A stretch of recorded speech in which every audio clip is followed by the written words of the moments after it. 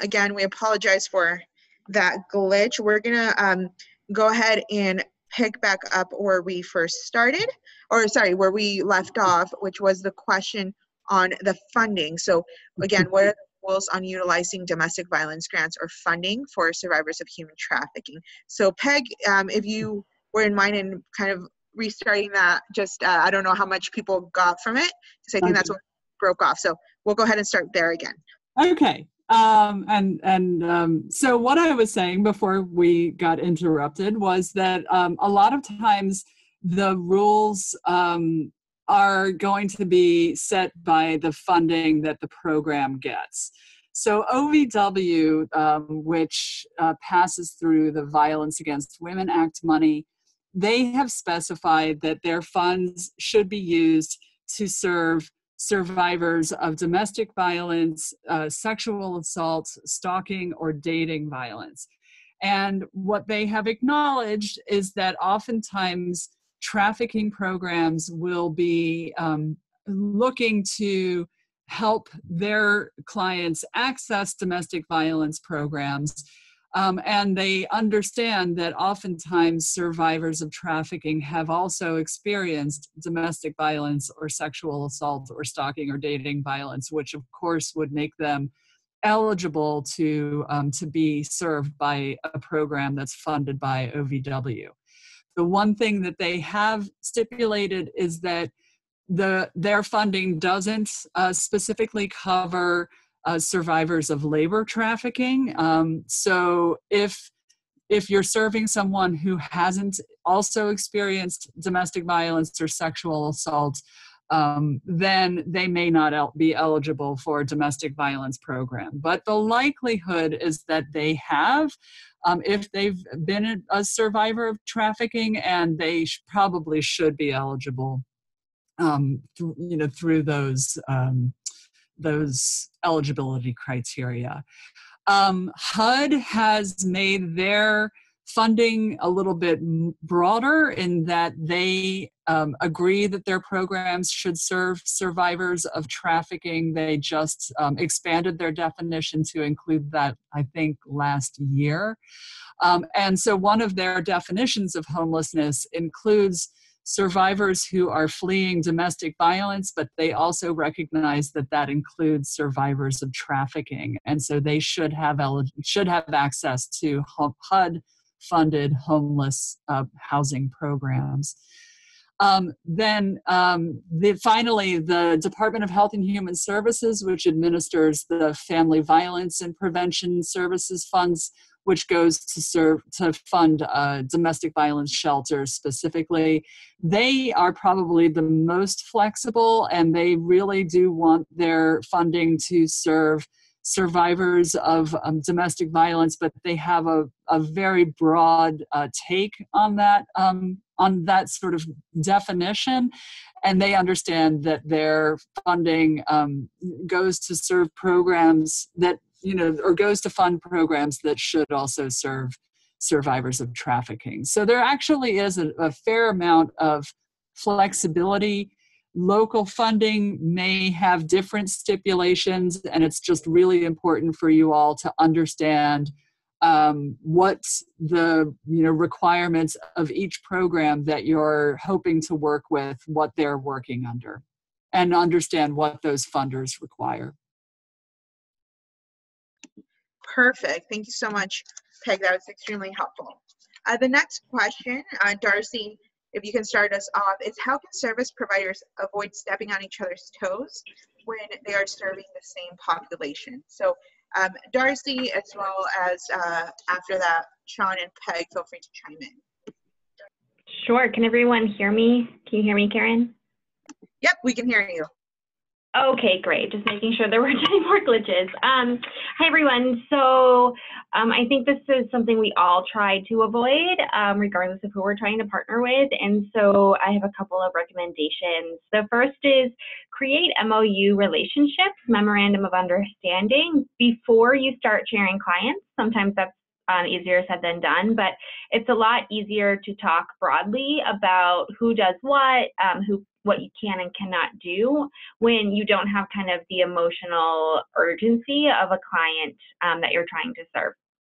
So I highly recommend really documenting and having a template that you just tailor to your partners. What's worked well with us also when we're collaborating with another service provider to serve a survivor is to create a dual service plan. And that means the service plan articulates who's doing what at which agency. And so it's really, and it's helpful for the survivor too to know, okay, my case manager here does X, Y, and Z, and my staff at shelter does A, B, and C, for example. So a dual service plan is really helpful. But you know, things can still get tense or complicated, and it's just really important to ground yourself in the reminder that you work for the client, you work for the survivor. You don't work for the other agency, you don't work for the other staff, and so sticking to what the survivor needs and wants and prefers based on their best interests, I think that is where you have to kind of start from and know that they're trying to do that too, so giving each other the benefit of the doubt.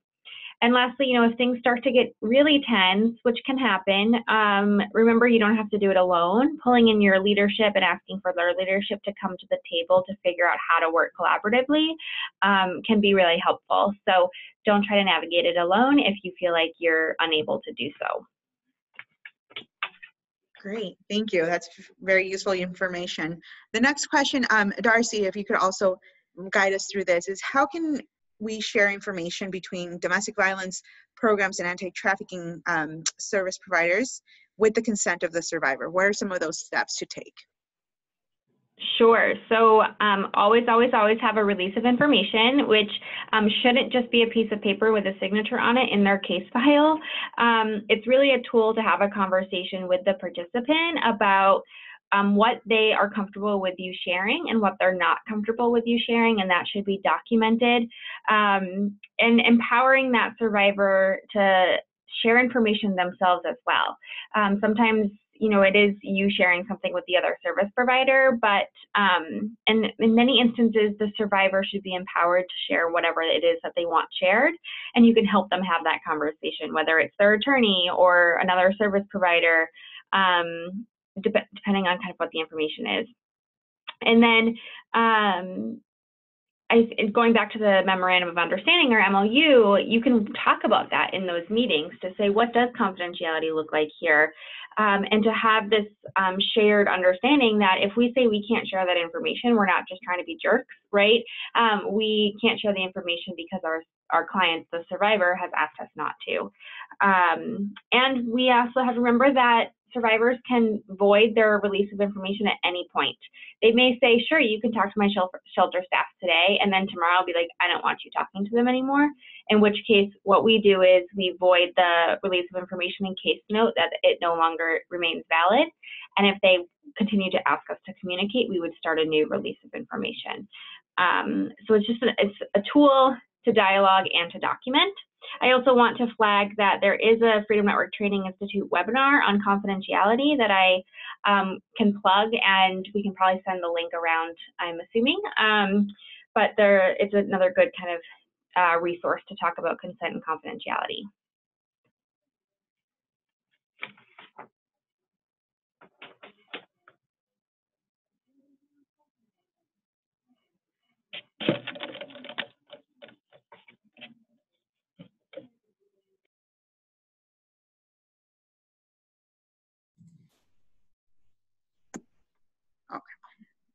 Sean, if you could get us started with the next question. It's going to be, how can we best integrate human trafficking case managers into the programming of domestic violence shelters? And then after that, Darcy and Peg, feel free to chime in if there's anything else you'd like to add. Sure. So I'm going to speak, this is Sean. I'm going to speak from my experience in terms of how we integrate human trafficking case managers into the programming of DV shelters.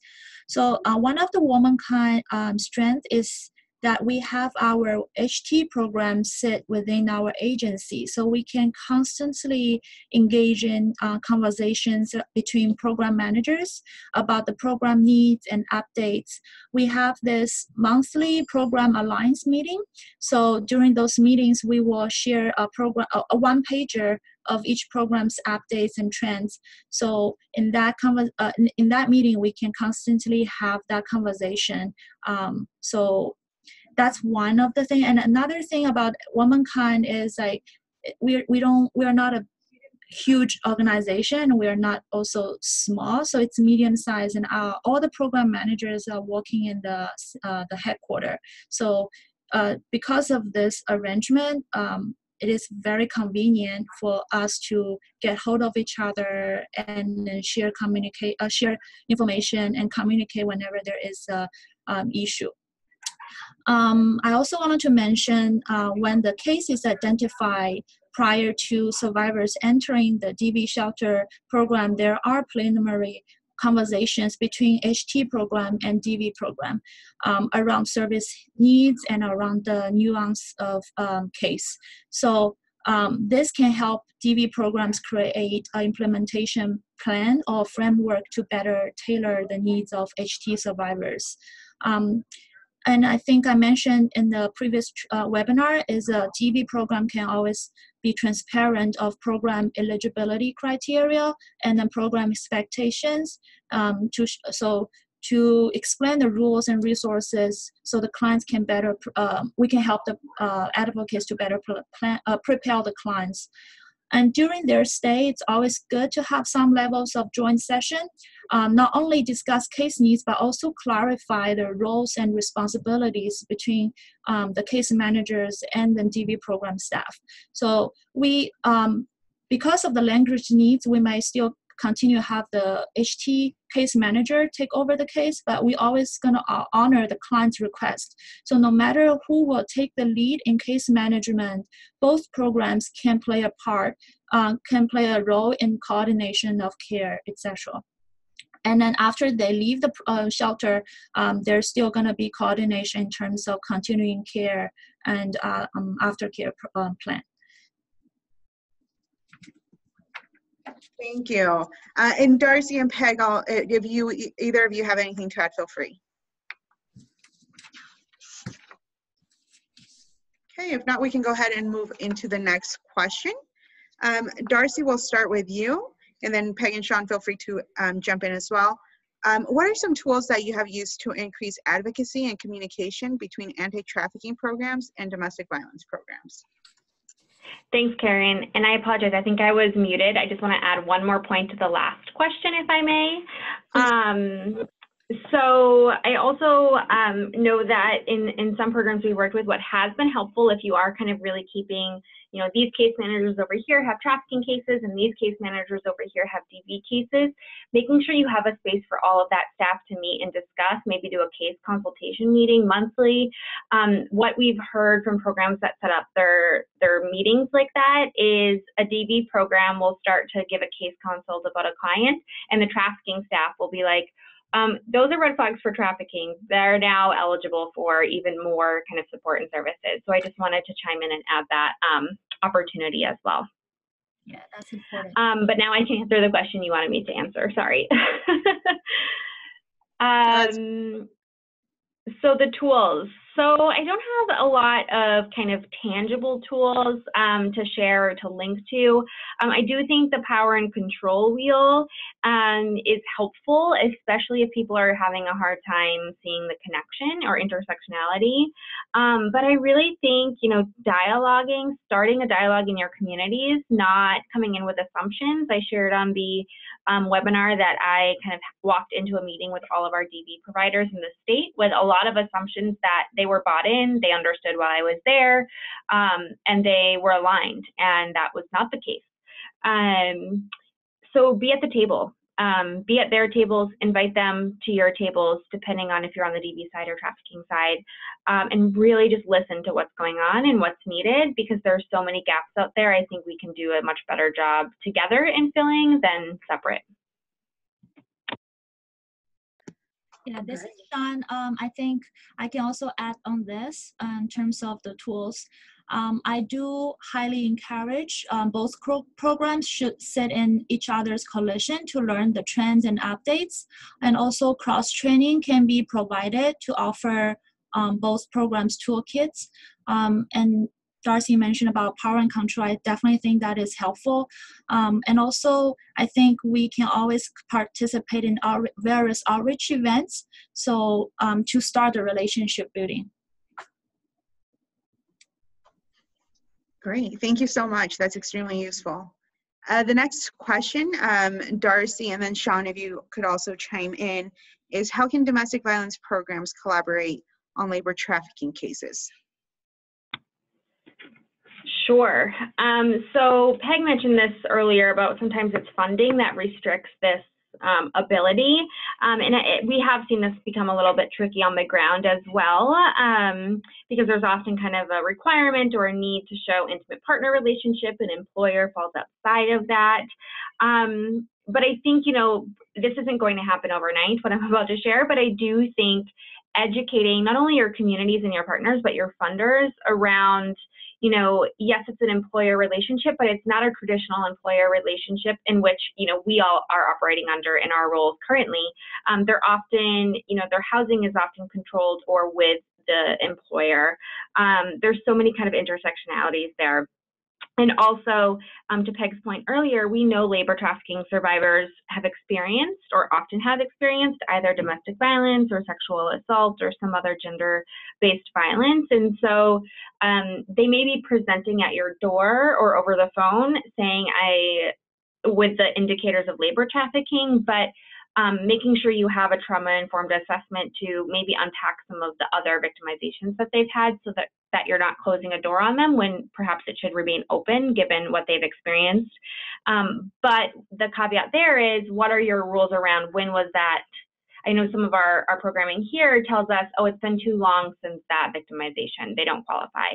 And so, you know, again, who's making those rules and how much flexibility do we have in changing them to try to broaden what's available to kind of these survivors as they do fall on a spectrum. Yeah, I think that's all I'll say about that. Sean, anything that you'd want to add to that? I think Darcy covered everything. I just wanted to mention that I think no matter, definitely the labor trafficking cases, there are some nuances, but I think there also, we always have to consider the individual needs. So individuals' needs. So the foundational understanding of the power and control is important, but the service, the collaboration should be tailored also to the individual's service needs. And then there's going to be collaboration around whether there is a legal or economic empowerment, housing, public assistance, or the children, or it's a senior, or it's like sometimes it can involve with awareness practice. So yeah, I think that's pretty much it. Great, thank you. The next question is for Peg, and it's, how can domestic violence shelters house trafficking survivors who are minors? So really thinking about those who are under 18 years of age, and if they can, what are some of the restrictions or considerations that we need to keep in mind? Ooh, that's a hard one. Again, I think it's going to depend on the program. I know many shelters don't accept minors if they are the primary victim. If they're a secondary victim, so if they're the child and their parent was the survivor, then they obviously may be eligible. But as the primary survivor, and if they're unaccompanied by an adult or a guardian, or they're unemancipated, then they may not be eligible for shelter programs. In a lot of communities, they've been building out their youth-specific service housing systems, and in particular, HUD has been supporting programs to do that. And so that may be an option. And that was something I was actually going to mention at the end of the last question too, is that given HUD's recognition that survivors of labor trafficking are eligible for their homeless housing programs, keep in mind that domestic violence shelters may not be the only or best resource for emergency housing for the survivors that you're working with, that it may also include HUD-funded emergency shelter or even rapid rehousing programs that would be better suited for the survivors that you're working with. So all of that said, if a shelter can accept a survivor who is a minor under 18 years of age, I think the thing to keep in mind is that a lot of shelters function using a sort of communal living situation. And so there, you really want to ensure that the survivor that you're working with just has enough support to be living in a situation where she's going to be or he's going to be expected to to complete maybe certain chores around the program, or to prepare meals, or just have to be able to live amongst what will probably be a primarily adult setting. And so making sure to provide the survivors with that kind of support, and that they have someone who they can call in an emergency, who can, help them access medical services or other kinds of services when they need it, is going to be really important. Thank you, Peg. That's really helpful. And if either Sean or Darcy, if you've had experience with that, and you would like to add any piece, this kind of rolls into the next question, feel free to also add it in. So either of you have anything else that you'd add from the anti-trafficking perspective?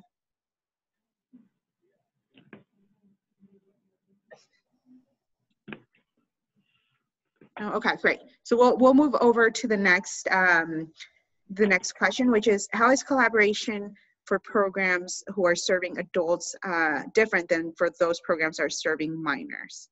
So Darcy, we'll start with you, and then Sean will move on to your response as well. Sure. I think kind of the obvious ones are around autonomy. I think it's just different how we approach services to adults versus minors in terms of choice and protection and all of that. Confidentiality, kind of wrapped up in that, is mandated reporting. I think that will just look different and gives us a pause when it comes to minors. And your key stakeholders may look different. Of course, for programs exclusively serving adults, you probably are not interfacing so much with child protective services unless your adults have children, right? So that's just, one kind of big one that comes to mind. Kind of what systems from a criminal justice element or perspective that they can navigate, child advocacy centers for interviewing, how law enforcement approaches these cases. I think there could probably be a whole training on kind of the differences in how to serve minors. But I think what comes to mind for me broadly is, how do you work with a population that, because of their age, doesn't automatically have a lot of choice and autonomy?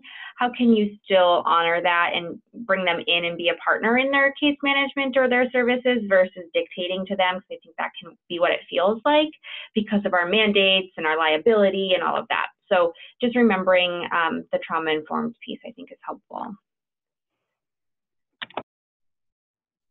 Thank you. Sean? Yeah, I think I'm just going to echo what Darcy just mentioned. The adults and minors have different vulnerabilities, and the service offering and also program rules and expectations definitely should account for the lifespan and developmental milestones. So to cater to the different age bracket, the different programs may have like special rules, and that might either limit or enhance certain protocols. Darcy mentioned some, but also like security rules, curfew, staff role in terms of supervision. If some programs are only for minors, they might have different explanation about the staff supervision rule, and then programs for adults, they might have some flexibility in terms of the curfew and other expectations. So just, I think definitely using trauma-informed lens and to account for those different situations and cater to the different needs. Thank you. The next question is for Darcy. How should we as providers navigate talking about the myth that traffickers are more dangerous than abusers in a domestic violence relationship? Yeah, this is a sticky one too, right? I feel like I had a little bit of a visceral reaction to this question when I read it. I think it's really easy, or it has been, and again, I'm speaking from experience, my own experience, but there's been a little bit, and I think this is due to scarcity of resources and funding and all of that, but there's been a little bit of a turf war in some instances. And I think sometimes it is this like who's serving the more vulnerable, or who's more in danger, or who's more at risk. So I think breaking out of that us versus them mentality and like keeping score on danger and safety really needs to happen. That needs to go out the window, because I think that mentality is dangerous, because who is objectively, scoring that? And what we know is we don't always know. And so if we're just making assumptions about, oh, your case isn't that dangerous, and then something happens, what do we do? So in my opinion, there's kind of no space for that at a collaborative table between human trafficking and DV providers.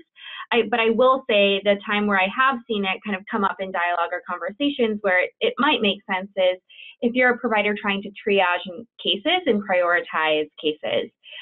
If you have a survivor whose abuser lives 2 doors down, or a block away, and has weapons and has threatened to use those weapons against your victim or survivor, versus a survivor who hasn't heard from their perpetrator in a month, and we know for a fact the perpetrator is 1,000 miles away, and we've done a full safety assessment around that, of course we want to attend to the person whose perpetrator is within walking distance.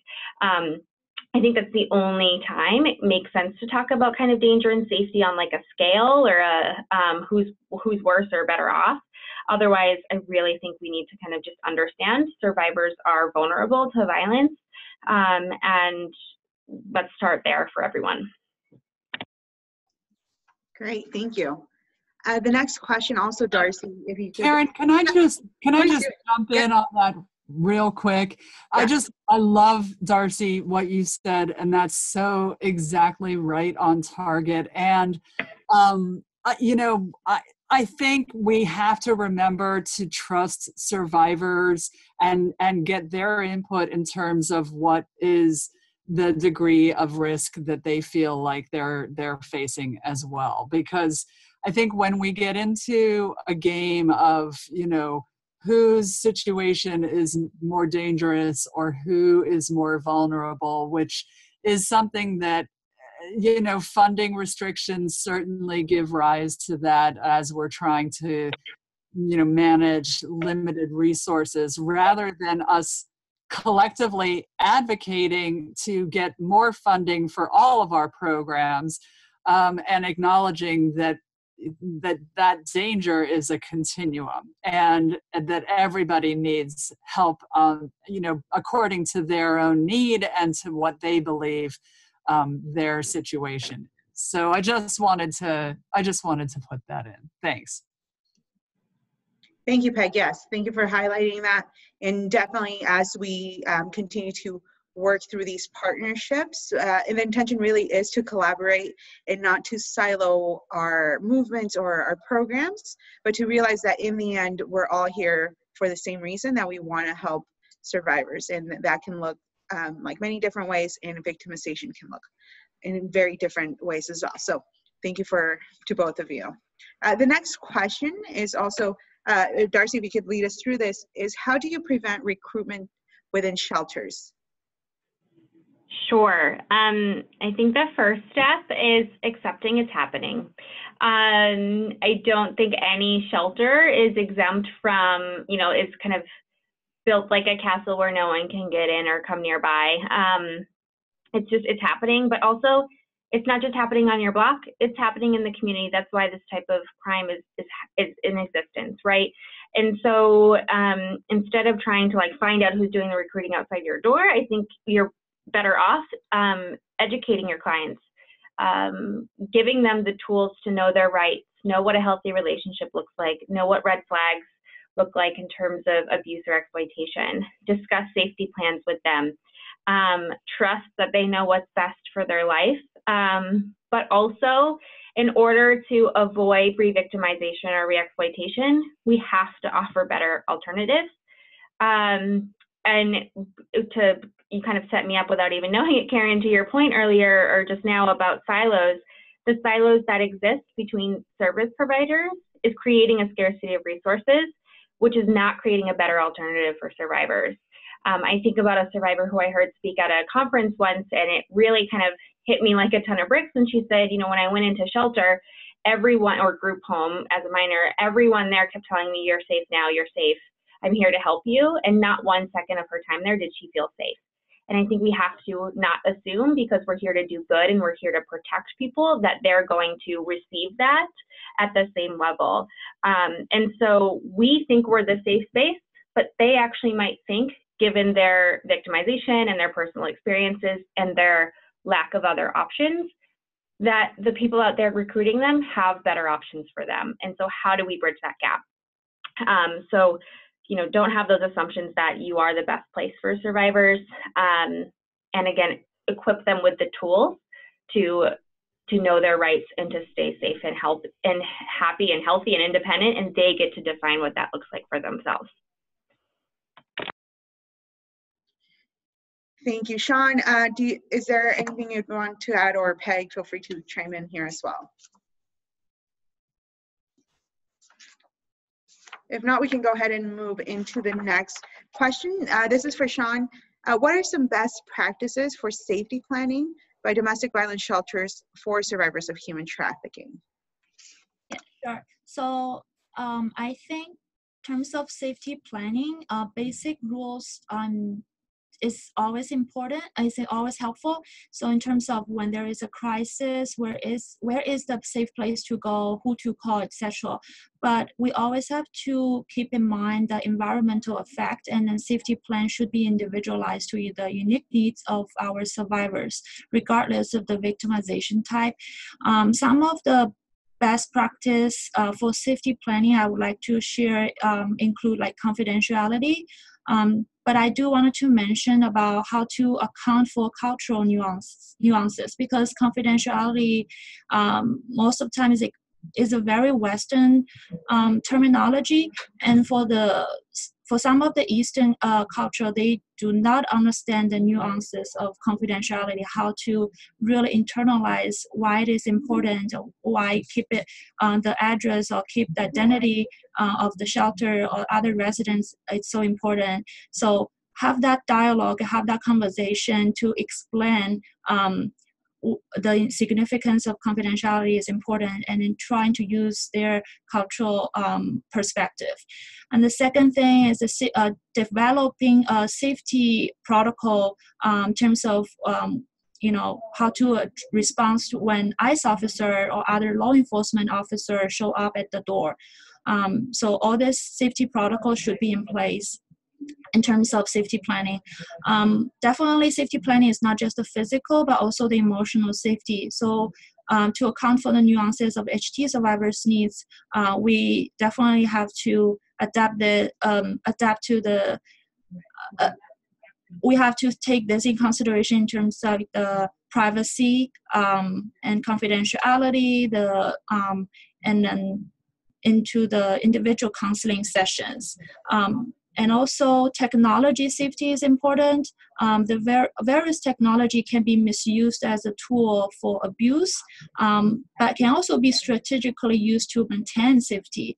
So have that protocol in place is important. There's another piece about financial safety, because in HT cases, there's sometimes debt bondage is involved, in property identifying documents, how to safeguard those property identified documents, safeguarding financial resources can also be very important. So, and I also wanted to add that HT survivors may not have the same support network as DV survivors. So building that community resource and connecting the clients with the community is also important for survivors to build that emotional safety. So trying to think about that, and then how to plan to explore these resources and connect the survivors back to the community is probably going to be helpful. Great. Darcy, anything you would want to add on there? No, I think that sums it up. Perfect.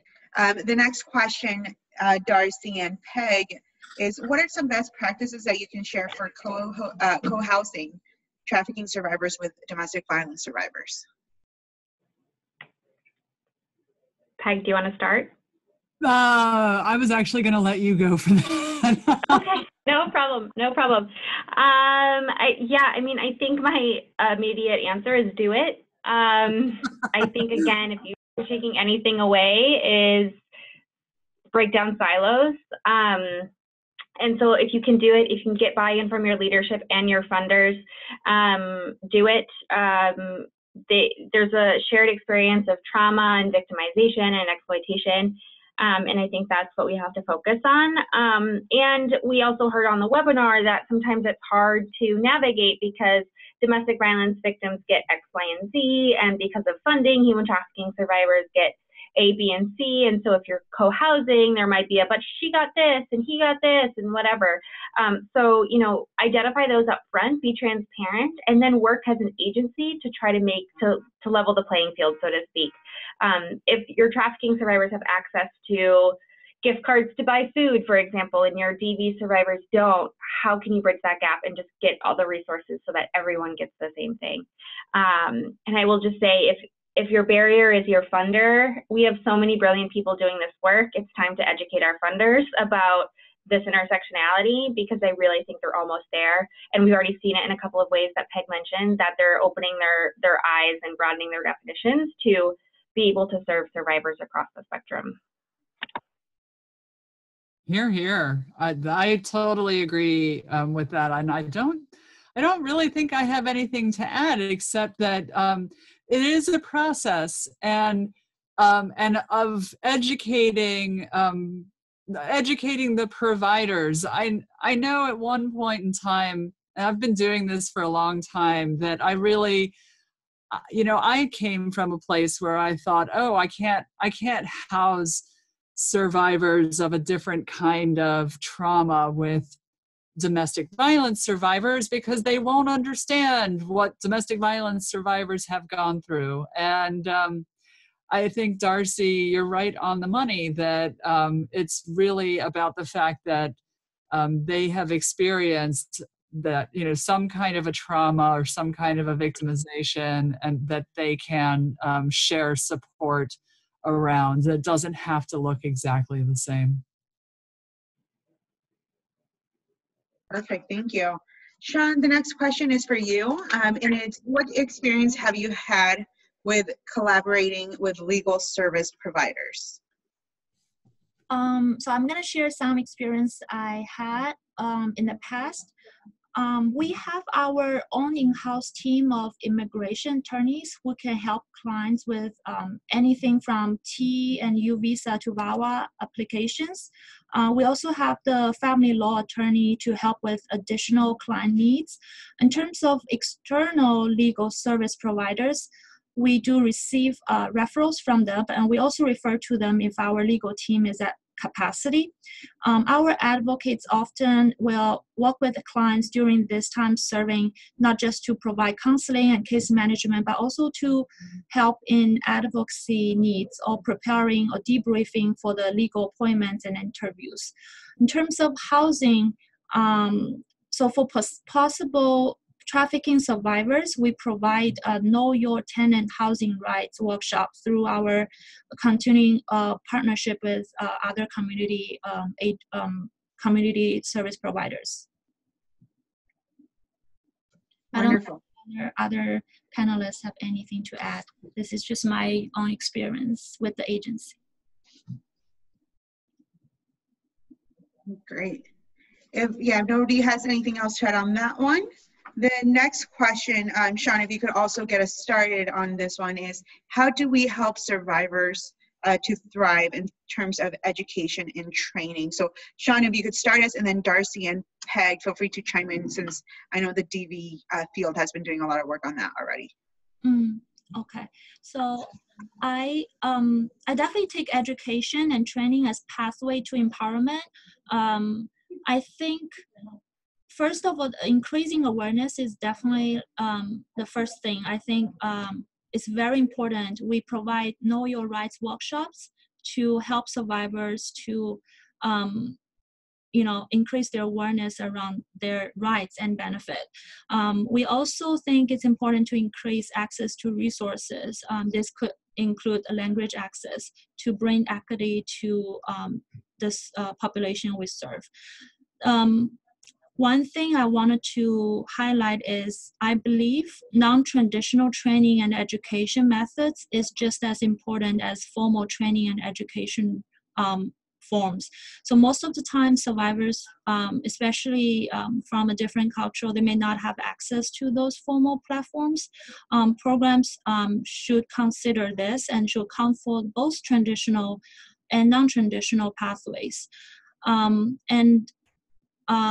Last piece I wanted to highlight is we always, in DV programs, we always talk about strength-based conversation. I think we should value strength as the starting point, but never the ending point. So not just identify the strengths, but also continue to help survivors to explore and build on more strengths to thrive. Thank you, Sean. Darcy and Peg. This is Darcy. I just want to add two quick things. One is in thinking about specifically survivors of trafficking and how you're helping them through this process. When I have worked with organizations that this isn't the primary population they serve, there's been a lot of, wait, how do I do this? Because their resume could only consist of their trafficking situation. And of course, we don't want to list their trafficker as a reference. And so keeping those things in mind, and to Sean's point, it's kind of a nuanced thing, and thinking about non-traditional ways to approach it. And then also, I've had survivors go through not just domestic violence shelters, but homeless shelters. And of course, the pressure, the impetus is to get you on your feet and get a job so that you can afford your own housing. And if you're an undocumented survivor in that space, the pressure to get a job can be really risky for you. And so that kind of one size fits all just doesn't work. So just a reminder about that. But those are the only two things I wanted to add. Thank you. Peg, anything that you found useful that we could learn from the domestic violence field as far as education and training for survivors? I think Sean and Darcy covered it. The only thing that I might add is really to let the survivor set the pace and define what her needs or his needs are in terms of how they want to move forward and what they want to pursue, if it's going to be employment or education or something else. But that it's really about restoring the control back to the survivor to be able to decide that for themselves. Great, thank you. And that is the last question that we have prepared and planned for you all. If there are any questions that you would like to add, feel free to add it in the chat box. We have a couple of minutes that we can take an additional question or two. If there was anything outstanding, we will be adding a couple of resources on the chat box as well. So that's going to include a guide, and I think because of the glitch we're probably gonna that we had earlier, we're gonna end up sending it out with the follow-up call. So you'll get a recording for this call, an edited recording without the break that we had. We'll include the human trafficking guide for programs who are looking to partner with domestic violence programs. We'll include the link to the original webinar that we held in March, so that way you can hear some of those pieces that we covered in depth there. And also, if there are any questions, feel free to reach out. We definitely want to make sure that we connect you to programs or to resources that may be useful. If you have any questions, you can reach us through our Freedom Network training email, and you'll see it right up on the screen. We'll also include our contact information on the follow-up email, so you'll be able to access that. And finally, there's a resource library that you can access through the website of freedomnetworkusa.org, which will include all the recordings on this topic, but also on other housing topics that may be of interest to you. Finally, we're going to go ahead and put up a link to a survey, and that may actually not be popping up because of the glitch as well. So we'll be sending that out with the follow-up email. So just look at that. We would love to get your feedback on what type of information is useful, and also how we can improve these follow-up TA calls so that way they're as useful to you in the field as possible. We want to go ahead and thank all of our presenters. They did a wonderful job in being able to share their expertise, their knowledge, and their lessons learned. So thank you, Peg, Sean, and Darcy. We really appreciate it. And we will be talking in the next webinar, which will be scheduled for the end of May, around working with homeless shelters. So look out for that information on the email. And if you have any questions, again, reach out. Thank you again.